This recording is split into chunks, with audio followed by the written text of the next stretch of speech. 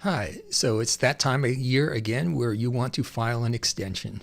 Well, I'll see if I can help you. I've been preparing tax returns for decades. I'm an attorney CPA. And the first thing you should need to know is by April 15th, you either have to file a tax return or file an extension. If you file an extension, it's only an extension to file the tax return, not extension to pay taxes. So if you owe taxes, there'll be interest and penalties that do accrue. The extension is for 6 months only, and it does not include reporting of foreign bank accounts. So if you have more than $10,000 in a foreign bank account or institution or other funny stuff like that, you still have to make a filing on June 30th. No extensions are available for that. So I guess the first thing is, what does an extension form look like? Well, it looks like this.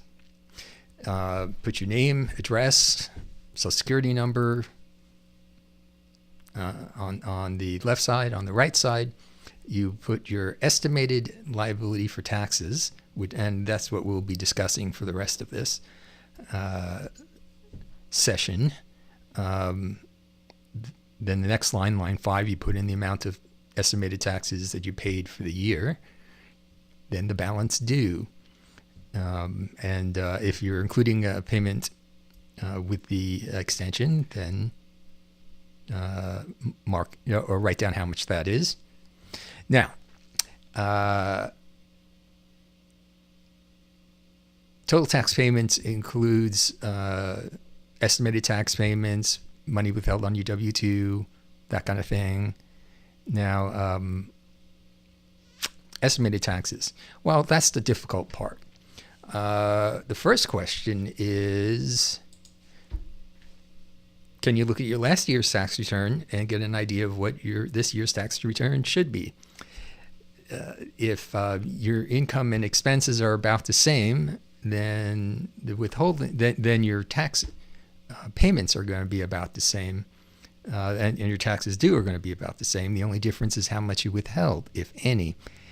If your income is radically different, you don't have this information available, then it's important to estimate it, because if you don't make a good faith attempt to estimate your tax liability, the IRS can deny the fact that there was your extension invalid because there was not a good faith attempt to estimate your tax liability. Now, I've never seen that done, but it is a good thing to do to estimate your taxes, because one, it could be kicked out as not a good faith attempt to file an extension. And secondly, interest and penalties are going to be running on the amount due. And you may want to have a calculation of how much you're willing to overpay now to avoid penalties and interest later. And that's a personal decision, which is very complex. So I'm going to leave that to you.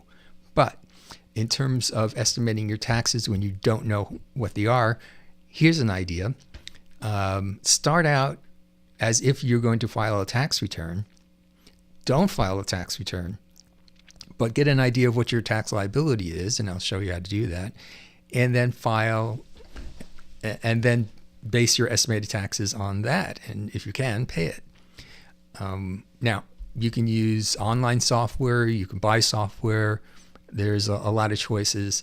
For this demonstration, I'm using a copy of TurboTax. And here we are at the first screen. And I apologize in advance. You're going to hear me typing, but what are you going to do? Now, the easiest way to do this is just use their forms, which is you start a new tax return, unless you have your previous year's tax data already in here, in which case it'll automatically bring it up and ask you if you want to enter it. Right now, it's looking for prior tax return. There isn't any because there are no tax. This is just a sample copy. There are no tax returns filed or used or anything else. In fact, this is here we go. So go up to view. Now, it's set up for step by step, which is it just asks you a million questions and you answer them. That's fine if you want to do it. I like to use forms because I just go to the forms. For instance, if you have your last year's tax return available, then you have an idea of what kind of forms you're going to be using. So just so that the program won't constantly say that there are errors, I'm going to fill in some tax information, name and address, and just phony it up just so that there'll be something there, and the computer won't bother me. So I'm going to open up the forms. I'm going to go to personal worksheet, open that up, name it with your first name, and it'll bring you to the form, and it has all these pink boxes, which means these have to be filled in. So put in your name, put in your real Social Security number. I'm not going to do that, but I will put something in. That should be enough numbers. Put in your real date of birth, which I'm not going to do either.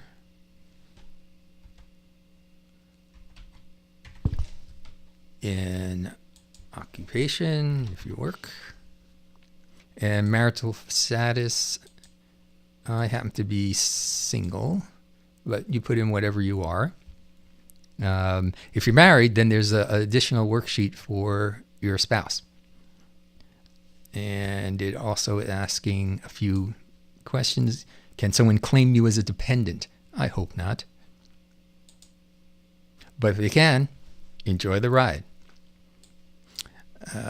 And I can only, I already see there's a red arrows here, which means there's either missing or incorrect information. So I'm just going to go to that worksheet, and I can see highlighted here, there's no address. So that's missing information.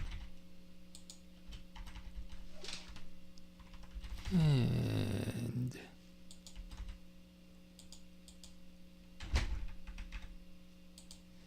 put down your filing status again, and the red mark is gone, so it means there aren't any errors. So now we can just start with estimating taxes. Now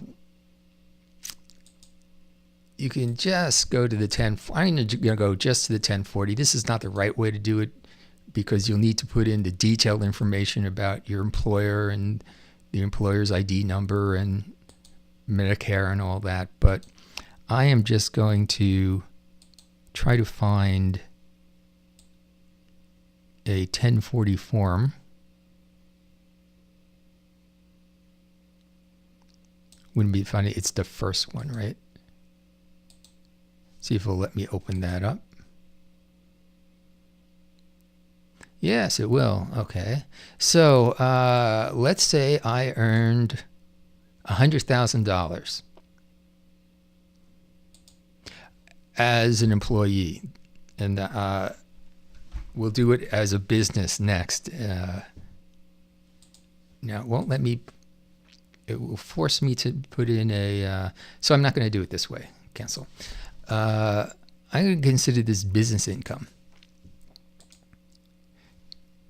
and name, because it's just easy. And this will only, we'll figure out what to do. We'll do the W-2 in a minute, and I suppose I should have done that first.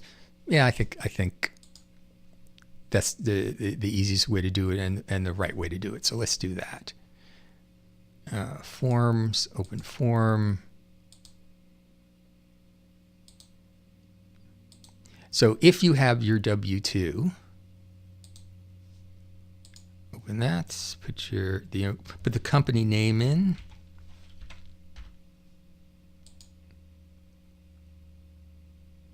And you'll eventually have to put the details in of the company name and address and everything. But let's say you earned $100,000.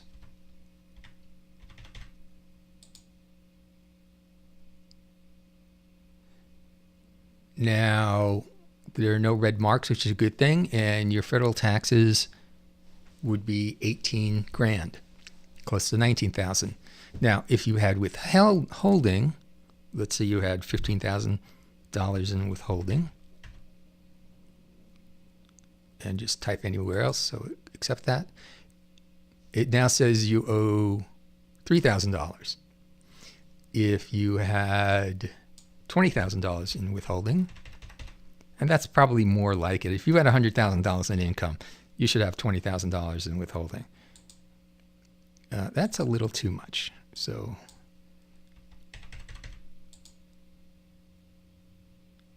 now, if that's the case, then you're looking at a refund. So you wouldn't owe taxes. So that's how you would handle that. If you're a W-2 employee and you had income, it's pretty easy to figure out. Now, if you live in a state that has state income tax, like I know I do, then you want to find box 15, I think it is. Yes, for state income taxes. And assuming your income was the same for state purposes, and let's say you paid in $4,000. Now, every state is different, but in California, if you file a federal extension, you don't need to file a state extension unless you're going to be paying taxes. In your state, it may be the same, it may be different, and if you're lucky, your state doesn't have income taxes. It just depends. Now, so I put this in, and so what I want to do to go figure out the state is you just have to open up the state and open any form, and it will start the state return going. And you can see that was an underpayment. So if I only paid in, where's the $4,000, that would have been a mistake. And I would have to, so if I paid in $4,000, I'd have to file a state extension with a payment.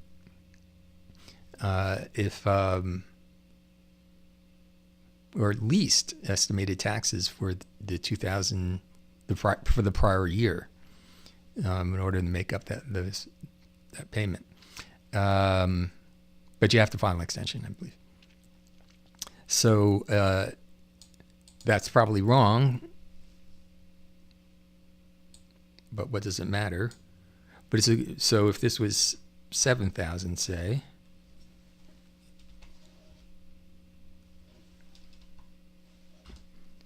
oh, this is hard to work with.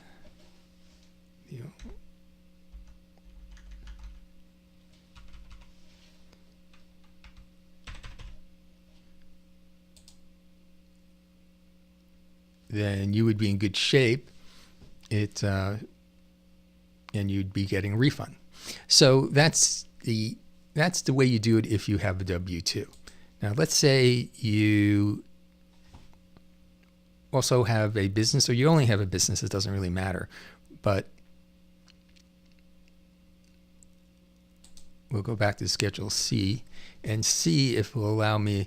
Now, let's say you have $100,000 worth of income on your Schedule C, but you have $30,000 worth of expenses that you expended in pursuit of that $100,000 income directly, and their legal deductions and all of that. So you can just enter. There's a line here for you can just enter income not reported elsewhere that you don't. So let's say your net is $70,000. Little too much.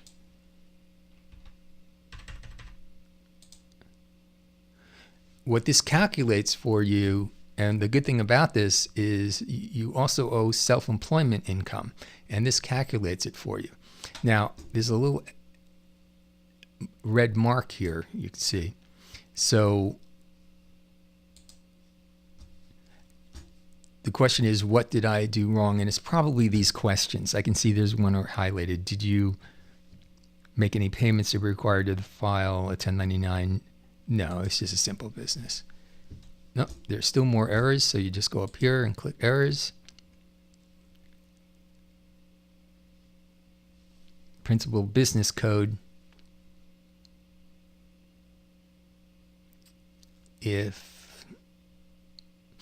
Up here.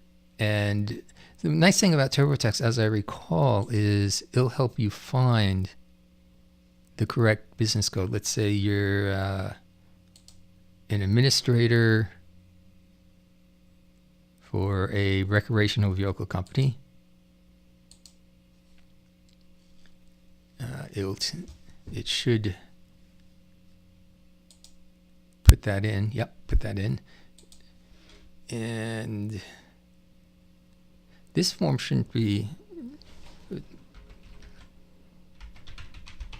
my business. And there should be a button there that says it's the same. Yeah, as I recall.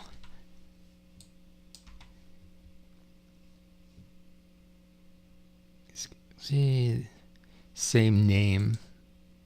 So that turns out that same address. Okay, then you just have to say what you do in RV support. That goes away. And it doesn't like the address, which I can certainly understand since I just made it up.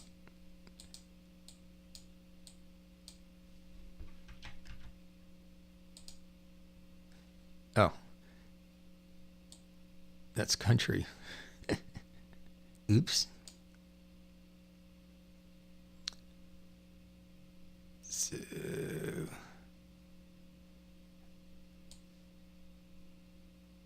and not applicable.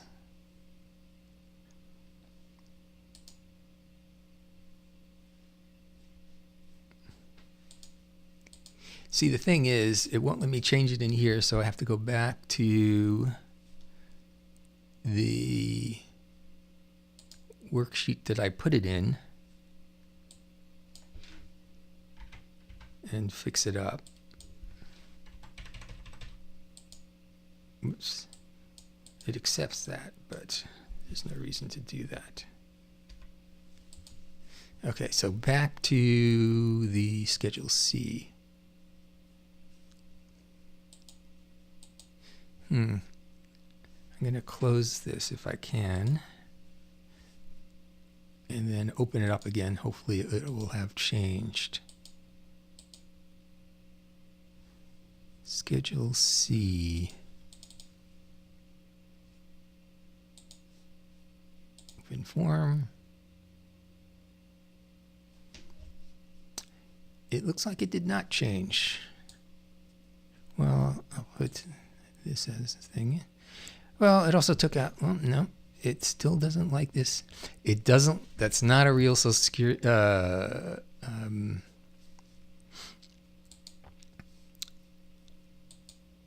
it really knows. I'm going to put downtown LA, see if that will be accepted. It really helps you avoid making mistakes, even if you want to.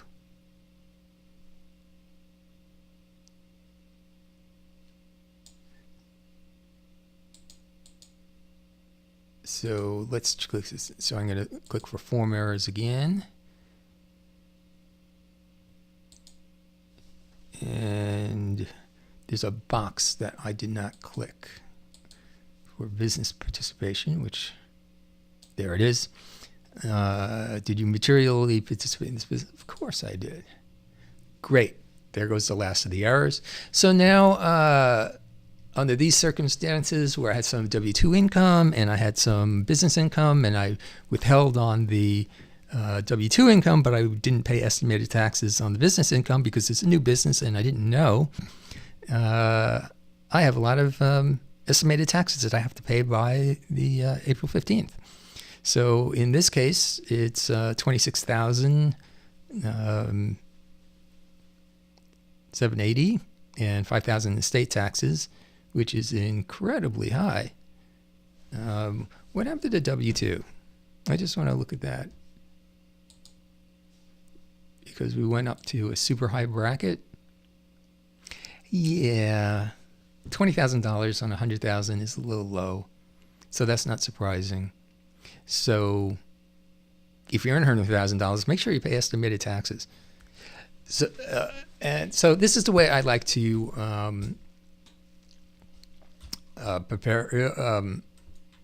look at estimated taxes.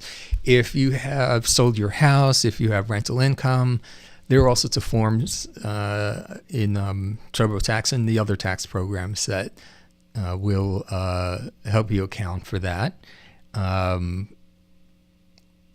If you have any questions or comments, please leave them at the website, 3 Minute Tax Return. And good luck with your filing. Please be aware that the previous information is for educational purposes only. It is not professional advice. So go file your taxes.